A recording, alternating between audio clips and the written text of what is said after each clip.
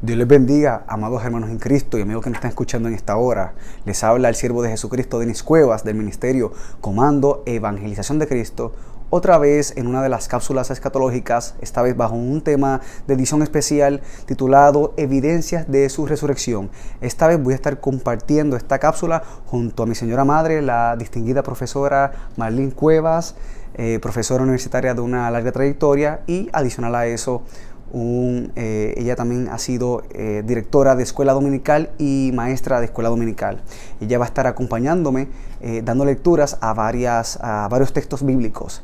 En esta hora le voy a pedir que ella me lea, pues que pase por aquí, le dé la bienvenida, y vamos a estar leyendo el texto de capítulo 20 de Juan, versículo 24 al 29. Pero Tomás, uno de los 12, llamado Dídimo, no estaba con ellos cuando Jesús vino. Le dijeron pues los otros discípulos: al Señor hemos visto. Él les dijo: si no viere en sus manos la señal de los clavos, y metiere mi dedo en el lugar de los clavos, y metiere mi mano en su costado, no creeré. 8 días después estaban otra vez sus discípulos dentro, y con ellos Tomás. Llegó Jesús estando las puertas cerradas, y se puso en medio y les dijo: paz a vosotros. Luego dijo a Tomás: pon aquí tu dedo y mira mis manos, y acerca tu mano, y métela en mi costado, y no seas incrédulo, sino creyente. Entonces Tomás respondió y le dijo: Señor mío y Dios mío. Jesús le dijo: porque me has visto, Tomás, creíste. Bienaventurados los que no vieron y creyeron. Pues bien, este pasaje es uno de los más importantes, ya que nos muestra cómo Jesús se le apareció primeramente a 11 discípulos y luego una semana después a otro, que era el que le faltaba, que era el número 11, porque ya Judas Iscariote pues ya había muerto, se había suicidado. Y ese discípulo, Tomás, no estaba en ese día. Una semana después, 8 días después, Jesús se le aparece, y Tomás pues está incrédulo al ver a Jesús, porque él pensaba que los discípulos pues estaban diciéndole una broma, no estaban diciéndole la verdad, y Tomás se sorprende y dice: Señor mío y Dios mío. Y él cree cuando ve a Jesús, y Jesús le dice: si no me crees, entonces mete tu mano en mi costado y en mis heridas. Y no sabemos si Tomás llegó tan siquiera a intentar tocar a Jesús, porque cuando leemos el pasaje nos damos cuenta que él rápidamente cayó a sus pies y dijo: Señor mío y Dios mío. O sea, que él entendió que Jesucristo mismo había resucitado y le enseñó la evidencia de las heridas. O sea, que no fue cualquier persona, no. Jesús se apareció con sus heridas, porque como evidencia de que él era él. No había sido otro que había sido puesto en lugar de él. No había otro haciéndose pasar por él, no, era él mismo con sus heridas. Entonces, esto es muy importante, porque la palabra de Dios nos dice que si Cristo no hubiese resucitado, vana sería nuestra fe, nuestra predicación. Y hay muchos hoy en día negando el hecho de estas evidencias de su resurrección, que son tan importantes. Hay tantos textos bíblicos que nos muestran cómo Jesús se le apareció a tantas personas en esos 40 días antes de ascender al cielo.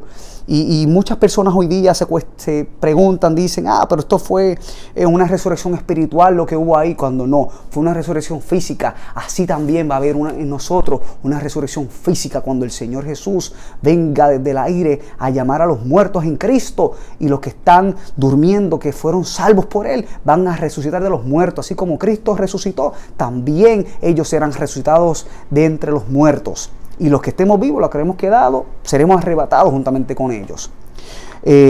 Otras personas dicen que no, esos fueron los seguidores de Jesús que tomaron su cuerpo, robaron su cuerpo y inventaron esta historia. Eso no pudo haber sido, porque para aquel tiempo una de las evidencias muy interesantes es que nadie se atrevía a ir en contra de lo que el gobernador de Roma había establecido. Ni los propios judíos se atrevían, tan siquiera.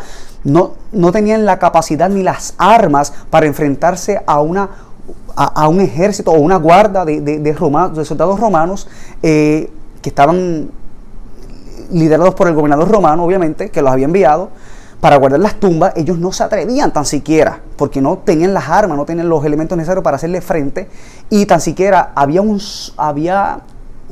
sello romano que evidenciaba que si alguien tocaba eso, podían tomar a la persona y podían eliminar a la persona, podían matarla, y tan siquiera los soldados no podían ni siquiera ni dormirse, porque podían pagar con sus vidas. O sea, que estamos viendo que tantos argumentos que han querido atacar la evidencia de que Cristo resucitó, nadie ha podido negar que Cristo resucitó. Aleluya, bendito sea su nombre para siempre.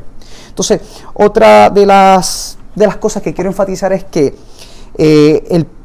ese pasaje muy importante está en 1 Corintios 15, versículo 3, 1 Corintios 15, versículo 3, que nos dice de la siguiente manera: porque primeramente os he enseñado lo que asimismo recibí, que Cristo murió por nuestros pecados conforme a las Escrituras, y que fue sepultado y que resucitó al tercer día conforme a las Escrituras, y que apareció a Cefas y después a los 12.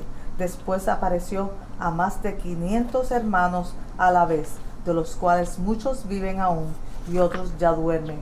Después apareció a Jacobo, después a todos los apóstoles, y al último de todos, como un abortivo, me apareció a mí.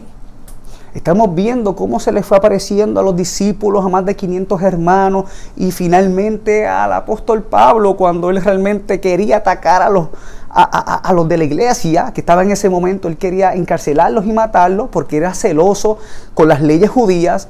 Jesús mismo se le tuvo que aparecer y él mismo cayó ante sus pies, obviamente, y fue un siervo del Señor en aquella misma hora.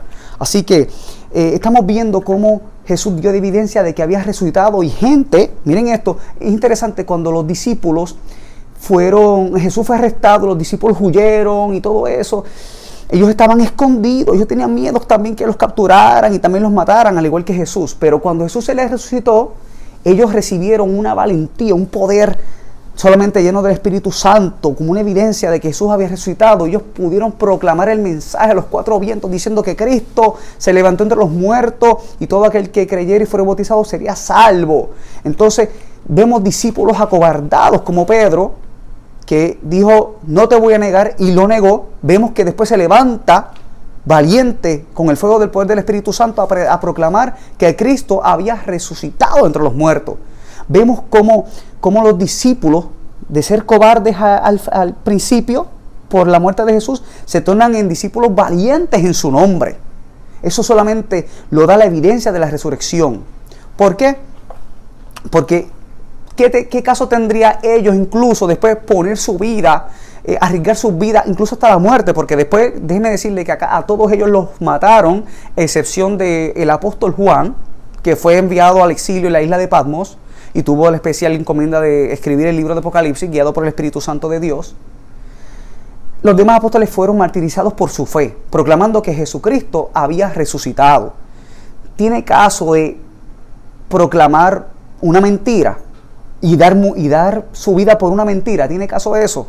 Eso solamente lo conozco de los casos de los musulmanes, donde ellos son mártires, pero ellos mismos se suicidan o se muelan para volar a hacer explosiones y matar personas. ¿Pero por qué? Porque su Dios impersonal, o sea, un demonio con el nombre de Alá, se les hace pasar de que si ellos mueren heroicamente y todo eso, como pasó en los ataques del 11 de septiembre, se les va a garantizar un lugar en el paraíso con 70 mujeres vírgenes. O sea, mire qué cosa qué historia más inmunda y asquerosa esa, que ellos van a morir mártires, pero ¿cómo qué?